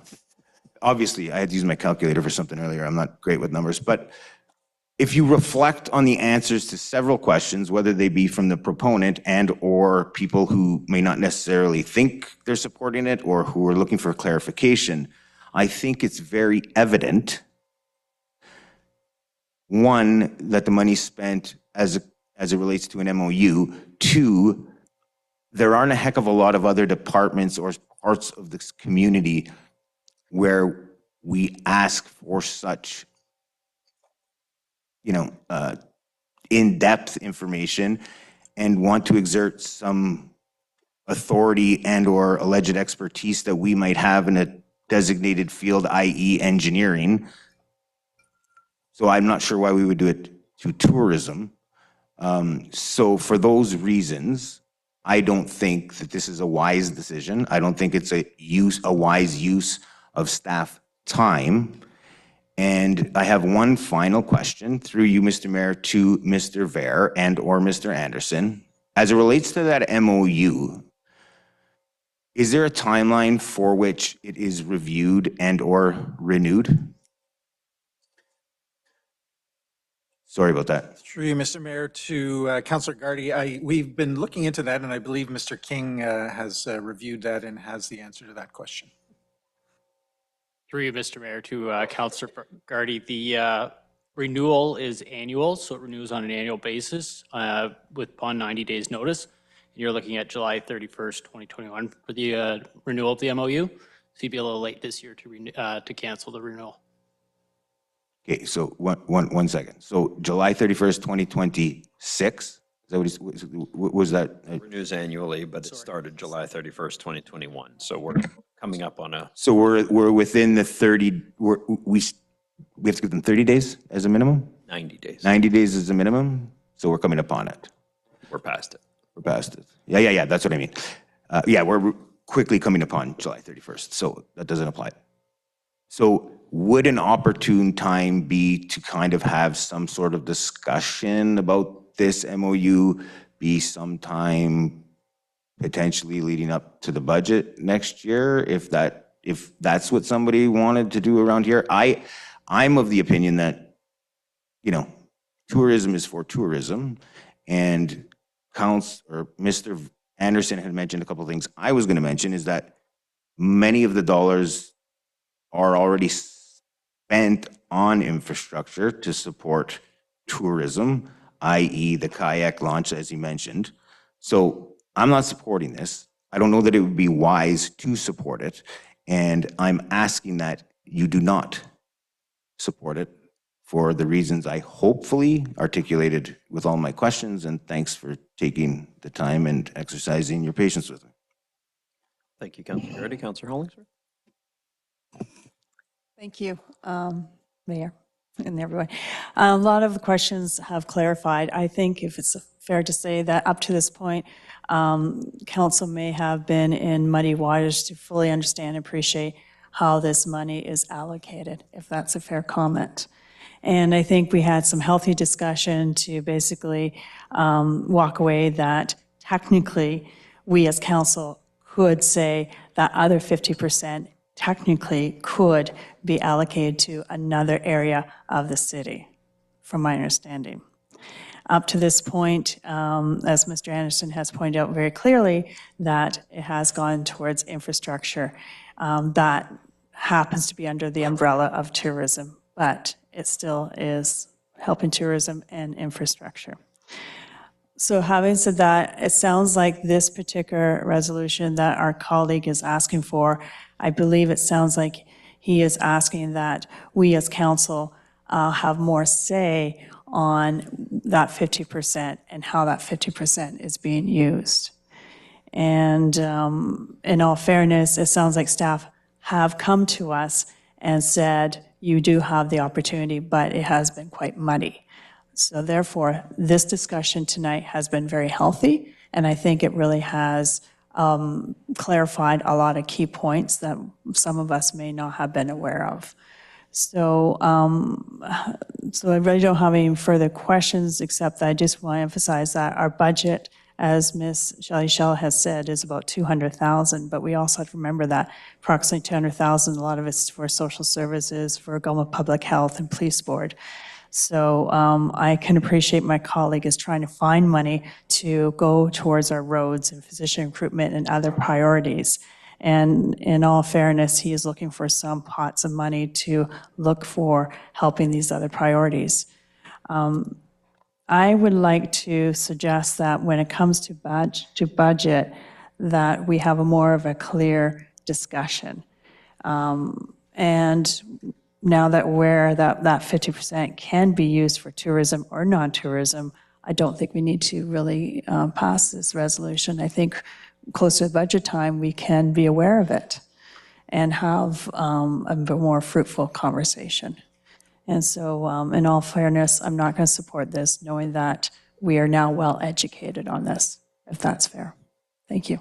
Thank you, Councillor Hollingsworth. Other councillors? Councillor Dufour? Thanks, Mr. Mayor. Just briefly, I was lucky enough to be around this table during the last term of council, which, if I remember correctly, was when the MOU was signed, when the MAT legislation came through. There was a lot of robust conversations around this table about what the Tourism Development Fund would do, what the Tourism Board would do. And at the time, there was actually a number of subject matter experts, some of whom were on council, some of whom were bringing us their comments, where a concern was shared that there would come a day in the future where future councils would perhaps decide to undo the agreements that were being made at the time. And there was some concern about that because tourism historically had not had such a dedicated source of funding in Sault Ste. Marie, and they believed that the product that Sault Ste. Marie had been struggling to develop would then suffer if we went back to that old way of real piecemeal funding. You know, I think that one of the really important considerations for this council and for all future councils really should be is to really examine the hard data and the tourism metrics that we've been seeing since we've attached a predictable funding stream to our tourism product development. For myself, I've been very happy with what I've seen. Every single dollar that the city spends comes to council. There's no spending that happens outside of our budgetary processes, and the MAT is no different than that. It's done a lot of good work, and I don't see something that's broken enough to warrant us trying to fix it. I think it's just going to carry us back to the days when a lot of our tourism assets were really struggling, and it was really showing. I do think that the priorities identified in the resolution are good community priorities, but I also think there's a very simple and clear path to funding these things, and it's through the council table, through motions, and through our budgetary process. All of these things like roads, the MAT's never going to do anything for them anyways, and it needs to be, a road should be part of our capital budget, part of all those grants. When it comes to the MAT, I do think that the tourism is the place to spend it, and I have been impressed at the way in which, I believe Mr. Anderson put it, community first, tourism focus, something like that. There's a lot of things like the wayfinding signage, the parks investments that have really benefited the citizens of Sault Ste. Marie. I think that they should be enabled to continue to do that under council's direction. So because of that, I won't be supporting this resolution, but thank you all for the good discussion. Thank you, Councillor Dufour. Other councillors? Councillor Zagorda? Thank you, Mr. Mayor. From my understanding of the questions and the discussions this evening on this topic, I think my co-councillor here is looking not so much at the spending of it, and I don't think that's the issue. I think, and again, I don't mean to speak for him, but just for my understanding, is that councillors really don't have a say in what comes forward in terms of where the money should be spent. So my question is to, I guess, Mr. Ver, is there a councillor that sits on the tourism board at this time?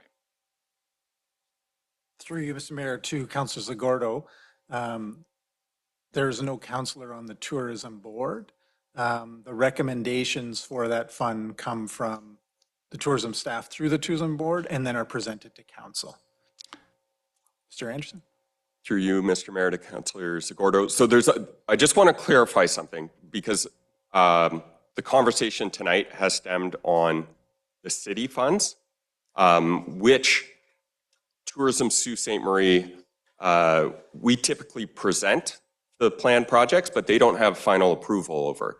So we bring those projects to City Council for approval. I don't know if that's, I'm clarifying that? Yeah, it does clarify that, but what I'm trying to get at is that if a councillor feels that some allocation should go to, you know, I'm just picking something arbitrarily here, if it should go to recruitment, medical recruitment, if that's not presented to us, then we're not voting on it, even though we think it should be spent there unless we bring a motion forward. And what I think we're trying to get at is, if there were to be a representative of City Council on that board, that then could come forward to us once their discussion has occurred, could come forward to us with the suggestion from a City Councilor that's been on that board that maybe some of that money should be allocated to recruitment. At this time, we don't know what comes to us. We don't have a say. And would we, and this is, I guess, a question to you, Mr. Ver, would we benefit from potentially having a councillor on the tourism board from the discussion we're having this evening? Through you, Mr. Mayor, to Councillor Zagordo, I would say a couple of things to that. So one is, when we set up the structure with the tourism board, the idea was to have input from that tourism sector into the development of tourism products and tourism promotion. And that board of subject matter experts would develop strategies and plans for the spending of the MAT funds, and then those funds would come to council for approval of the city's share of the MAT funds. So I would say council has a say in how those funds are spent, and each year, when Mr. Anderson brings those recommendations to council, there is an opportunity for council to say, you know, what about X, Y, or Z that we would like to spend money on as part of that. The lens that the tourism staff has used to date has always been on tourism product development and tourism promotion, as initially outlined by the province for the use of those MAT funds.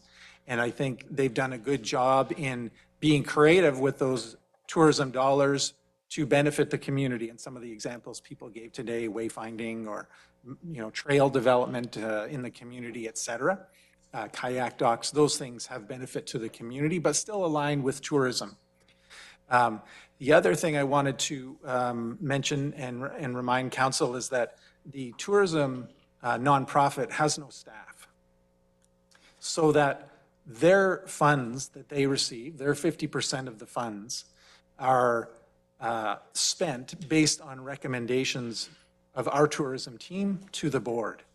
So when you look at, although we talk about 50% going to the tourism nonprofit and 50% city share, it's ultimately our staff that make the recommendations to the tourism board on how those funds get allocated in the community based off the tourism strategic plan that's been developed, based off the city communities, the city strategy that's been developed. So I would say we have the benefit of being able to recommend how those funds are being spent.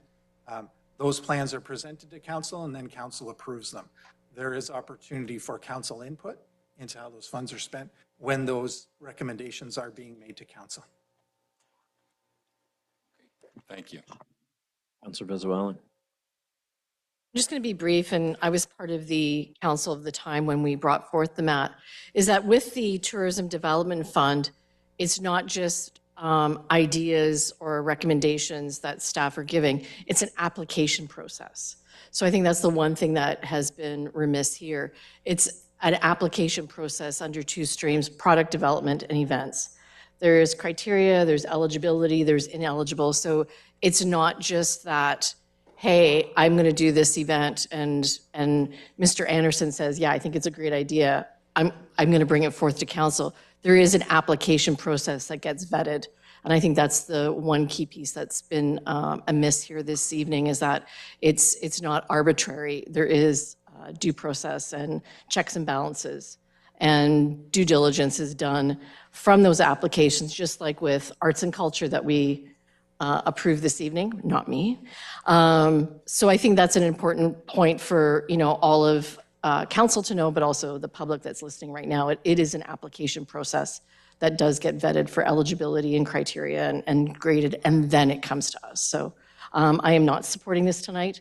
I think it's a very strong MOU, and I think for every dollar, Mr. Anderson, if you could just, with your debit and credit, for every dollar spent in tourism, what is the potential kind of profit or benefit for every dollar spent that we spend on tourism development? What do we get back?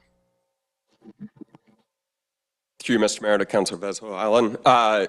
What I can tell you is that our 2025 debit and credit card transactions totaled $175 million for the past year. And how much did we spend for that $175 million in benefit for the community? $1.8 million. Those are nice odds. Thank you very much. Thank you, Councillor Venezuela. Councillor Bruni. Thank you, Mr. Mayor. I will support this only because they are requesting a report back to council on the impact of allocating the 50% of MAT back to the municipality portion. It's very simple. Mr. Anderson will come back with a report. Hopefully, most questions have been answered tonight.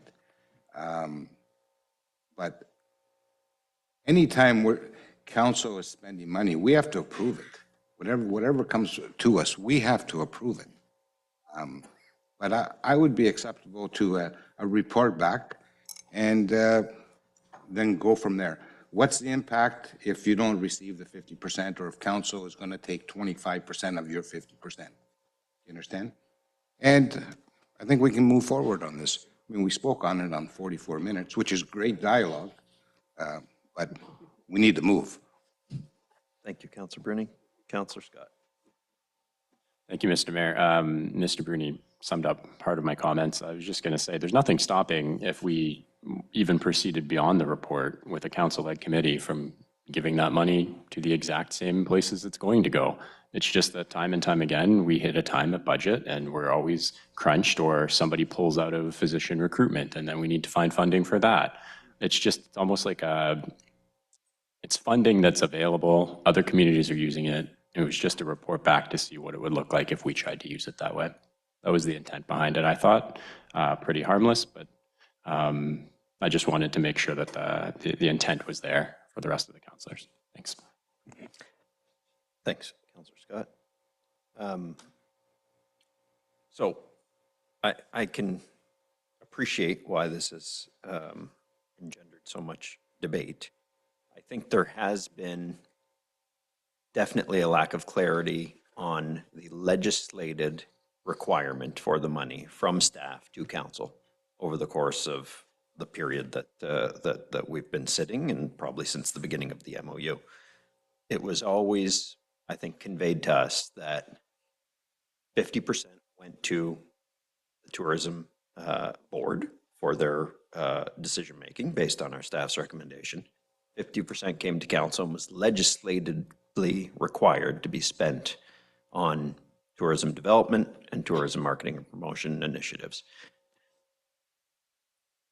Definitely, as Mr. Ver has said, that is the intent behind this, the law and the spirit of the law. Other communities are not using it in that way, but we have been matching the intent and the spirit of the law. So I think it's wise, and it matches the spirit of the law, to continue to use it in that way, even if the legislation allows council to allocate it to roads or potholes or whatever you might allocate it to. But to say, you know, I'm astounded, frankly, at the number of times I've heard that we don't have control over these funds when we literally just voted on something tonight allocating these funds. We also, so let's say we have $2 million in reserve from any given year, or not reserve, but $2 million allocated to tourism in any given year, and half of it's allocated by the board and the other half comes to council with recommendations from staff. It is no different than the other things we've approved on tonight's council. $2.5 million a year goes towards public works equipment. They bring to us what we spend on that allocation on each item. We don't put ourselves on a committee to say, well, instead of a flatbed, you should, you know, bring a transport, 18-wheeler closed-in box. Like that's just not how it works. The recommendations come to us from staff that are in charge of those departments on the items that the money should be allocated to. And our MOU says that this money should be allocated to tourism product development. And the legislation, certainly the spirit and intent of it, is that it should be allocated to tourism initiatives. And it has been, well used. The Miss Marie, the double-decker bus, the kayak docks, the hub trail extension to James Street in Hiawatha, just tonight, the repairs to the Bush Plain roof, among others. We use our tourism board in two different ways. They allocate half the funds and they make recommendations to us on the other half that we, because they are experts in the field, and we use their expertise to determine what would be best for the tourism industry. And it's, like Councillor Gardy said, not a significant chunk of the city's budget. He said 1%. It's actually half of that because we're only allocating half of those monies. So it's 0.5% of the city's budget that's being recommended to us to use on tourism product development. So, I mean, I've counted who's for and against, and it looks like this motion is going to pass asking for a report. But frankly, I think we've gotten the answers that we need tonight. The report is going to say that we should continue to allocate it in the way that we are going to be, or that we've been allocating it. And I don't see the need, given that we've had an hour of debate on having staff come back with a report that's going to tell us what we already know it's going to tell us. So I am all for, not reallocating, sorry. I am all for allocating funds to physician recruitment, to increasing the roads budget. We did both of those things in this most recent budget. I don't want to lose sight of that because we have also done made improvements in that regard. But I think that the way to achieve those goals is to do it through the capital budget and the operational budget planning process.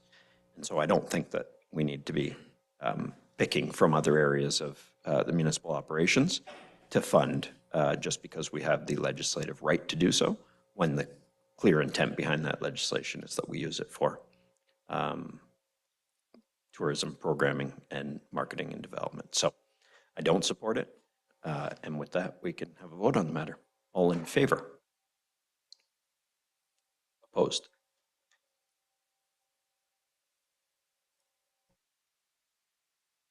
I may have miscounted my estimation. I may have failed. Councillor Gardy, Against? against?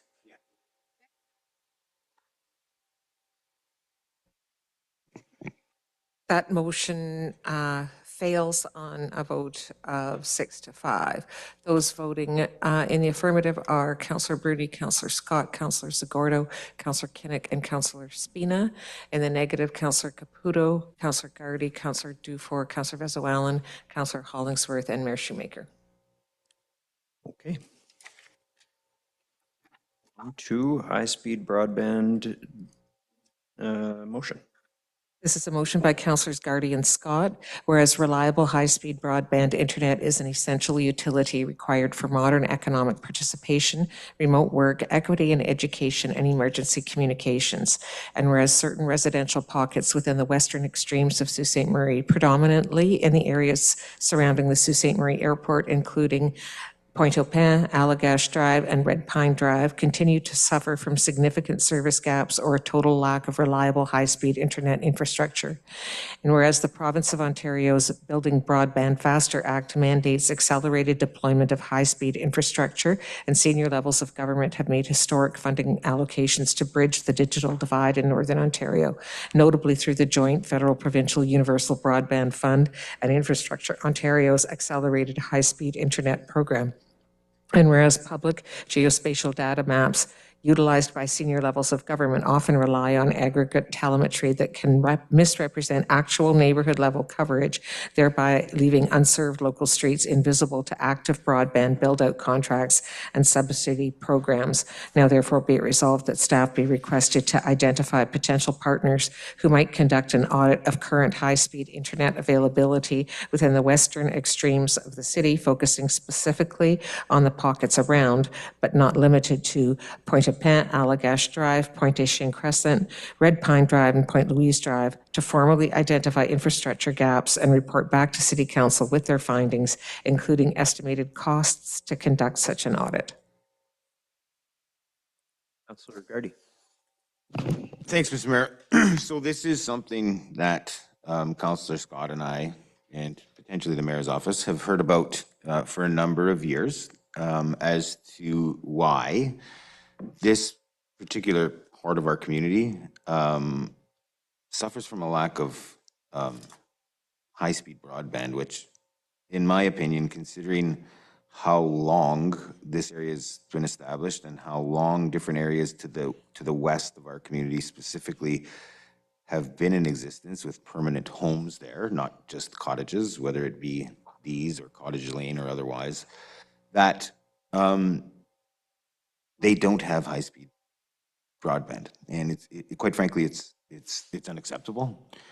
I had some comments to read here, but I'm not going to. I'm just going to say that I appreciate Mr. Vair's assistance because, full transparency, I submitted this. I submitted a motion where I asked city staff to do some of this stuff, and he mentioned to me that they just didn't really have the unique skill set or expertise to do such a thing, right? But in conversation with Councillor Vair, Councillor Vair, you got a demotion.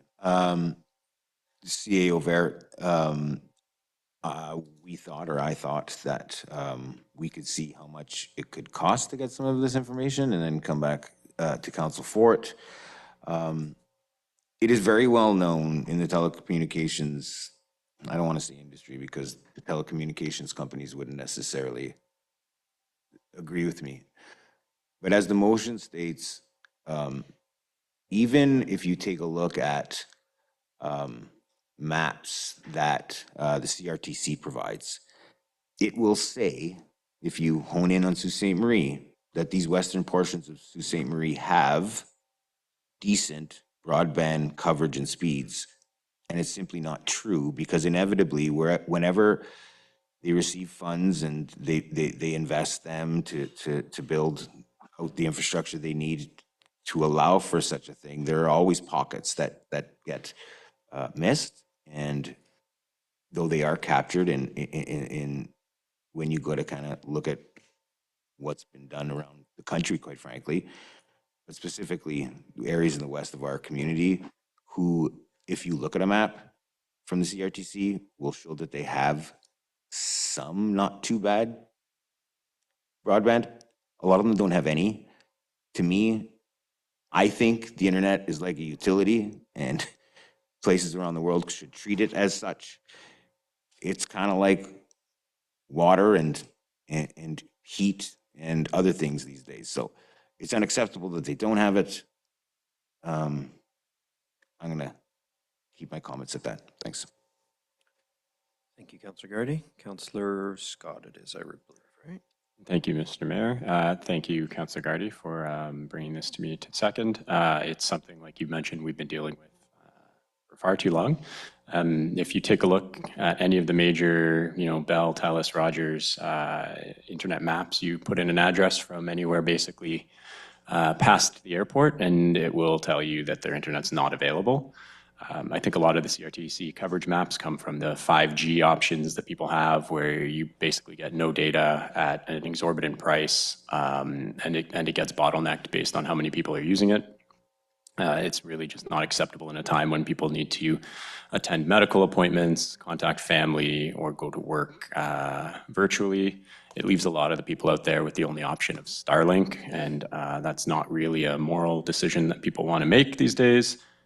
So I do think that this is very important. There's tons of different provincial funding that's been around. The ICON program, Ontario's Building Better Broadband Faster Act. There's federal funding through the Universal Broadband Fund, the CRTC Broadband Fund. Time and time again, this has been an issue these folks overlooked. The people in Prince Township seemingly have fiber internet, I believe now. When you talk to the people that are running the actual lines for Bell, they tell you they're stopping at the towers. I really don't understand why that these folks are getting forgotten or intentionally missed. But I do think this is something we need to look at. I've been trying to get a hold of some of these companies to see what their plans are. And Mr. Ver, this is why I reached out to you about something similar.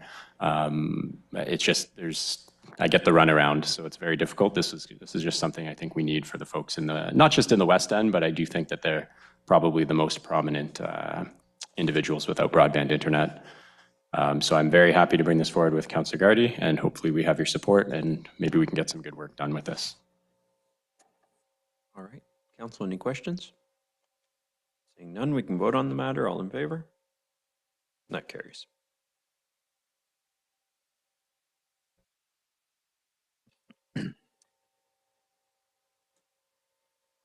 Councillor Dufour? So, okay. That will bring us to bylaws. I have a motion by Councillor Spina and Scott, resolved that all bylaws under item 12 of the agenda under date June 22, 2026, save and except bylaw 2026-109 be approved. All in favor? Councillor Dufour.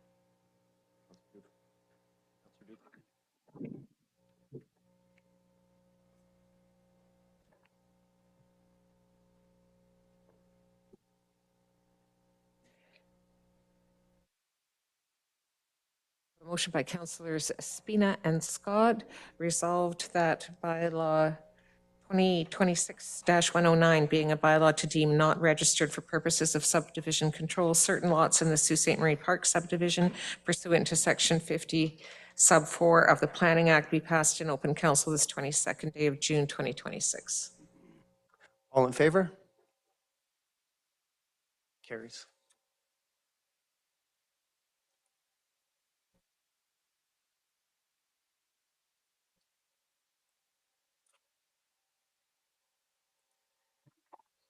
I have a motion by Councillor Spina and Gardy, resolved that this council move into closed session to discuss 2 items concerning the potential acquisition of land, 2 items concerning the potential disposition of land, 1 item concerning labor relations or employee negotiations, and 1 item concerning information explicitly supplied in confidence to the municipality by the province of Ontario.